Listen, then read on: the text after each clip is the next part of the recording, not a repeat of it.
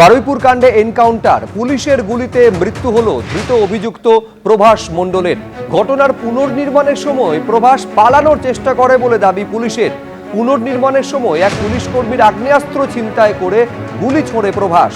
এক রাউন্ড গুলি চালিয়ে পালানোর চেষ্টা করে সে, এমনটা দাবি পুলিশের। প্রভাস মণ্ডল পালানোর চেষ্টা করতেই পাল্টা গুলি ছোড়ে পুলিশ। গুলিবিদ্ধ প্রভাসকে বারুইপুর হাসপাতালে নিয়ে গেলে তাকে মৃত ঘোষণা করা হয় বলে দাবি পুলিশের।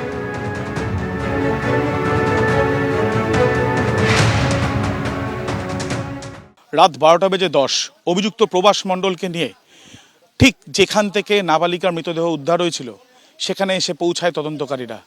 তারা এখানে পুনর্নির্মাণের প্রক্রিয়া করবেন বলে এসেছিলেন, কিন্তু এই ঘুটঘুটে অন্ধকার, অন্যদিকে ঝমঝমিয়ে বৃষ্টি, আর এই যে পথ দেখা যাচ্ছে অত্যন্ত দুর্গম, জল জমে রয়েছে, সেই জায়গা দিয়ে যখন তাকে নিয়ে যাওয়া হচ্ছিল তখনই সে এক পুলিশ কর্মীর সার্ভিস রিভলভার সেখান থেকে সে এক প্রকার বলা যায় যে ছিনতাই করে এবং পুলিশকে লক্ষ্য করে সে গুলি চালায়। এবং এখান দিয়ে পালিয়ে যাওয়ার সময় পুলিশ প্রথমে তাকে ধাওয়া করে, ধরতে না পারলে পাল্টা গুলি চালানো হয়। এবং গুলি চালানোর পর যেটা দেখা যাচ্ছে যে তার গুলিবিদ্ধ হয় সে, এবং গুলিবিদ্ধ হওয়ার পরে ঠিক যে জায়গায় আমরা দাঁড়িয়ে আছি চারিদিকে ক্ষেত এবং জলাশয়, এখানে আশেপাশে কোনো মানুষ বসবাস সেইভাবে করেন না। আর এই জায়গাটা, যেই জায়গাতে আমরা দাঁড়িয়ে আছি সেই জায়গা সম্পূর্ণভাবে ঘিরে রাখা হয়েছে পুলিশের তরফ থেকে। আর এখানেই গুলি খেয়ে বা গুলিবিদ্ধ হয়ে প্রভাস মণ্ডল এখানে লুটিয়ে পড়ে। এরপর পুলিশ আধিকারিকরা তাকে সেখান থেকে নিয়ে স্থানীয় যে হাসপাতাল রয়েছে সেখানে নিয়ে গেলে সেখানে যিনি কর্তব্যরত চিকিৎসক তিনি মৃত বলে ঘোষণা করেন। ইতিমধ্যে পুলিশ আধিকারিকদের তরফ থেকে প্রভাসের পরিবারের সদস্যদেরকেও যোগাযোগ করা হয়েছে এবং বিষয়টি জানানো হয়েছে। এই ঘটনার পর ময়নাতদন্ত হবে এনকাউন্টারে মৃত্যু হওয়া এই অভিযুক্ত প্রভাস মণ্ডলের। পুলিশের দাবি ঠিক এই পথ ধরেই গুলি চালাতে থাকে প্রভাস মণ্ডল। আর যখন গুলি চালায় তখন ঠিক যে জায়গায় আমরা দাঁড়িয়ে আছি পিছন থেকে তদন্তকারী আধিকারিকরা তারা ধাওয়া করে, কোনো অবস্থায় তাকে ধরা যাচ্ছিল না, ঠিক তখনই তাকে লক্ষ্য করে গুলি চালানো হয়। আর ঠিক এই জায়গাতে লুটিয়ে পড়ে প্রভাস, এবং লুটিয়ে পড়ার পর তাকে এখান থেকে উদ্ধার করা হয়। এই যে পুরো ঘটনা, সেই ঘটনার ইতিমধ্যে পরে সকালবেলা পুলিশ আধিকারিকরা এসে ভিডিওগ্রাফিও করেছেন।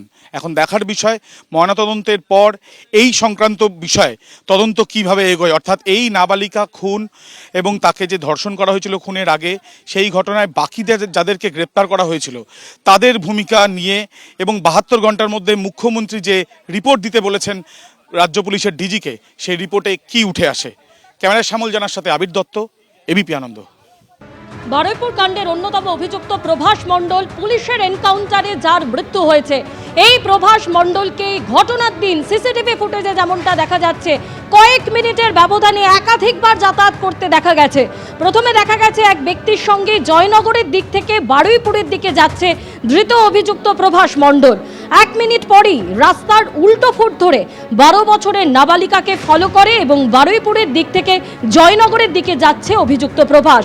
আবার পরবর্তীই দেখা যাচ্ছে প্রভাস মণ্ডল নাবালিকার সঙ্গেই হেঁটে ফিরছে। আমাদের সঙ্গে রয়েছেন মৃত নাবালিকার বাবা, তার সঙ্গে আমরা কথা বলে নেব।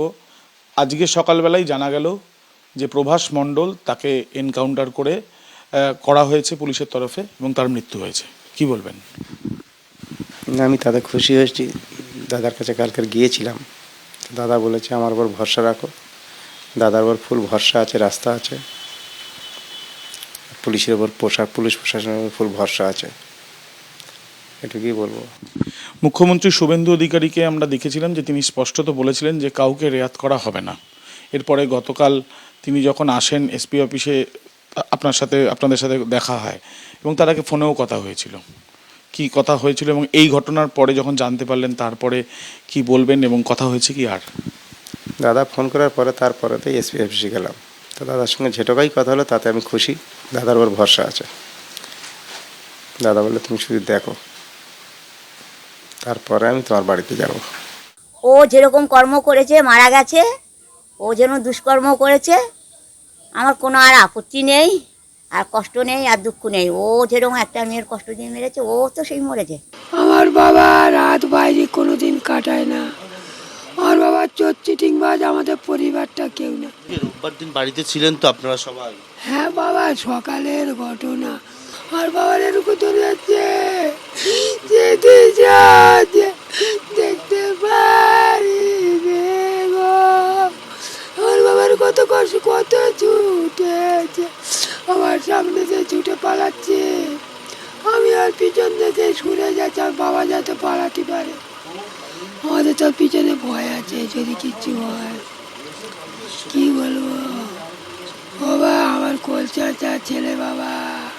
এবিপি আনন্দ, এগিয়ে থাকে, এগিয়ে রাখে।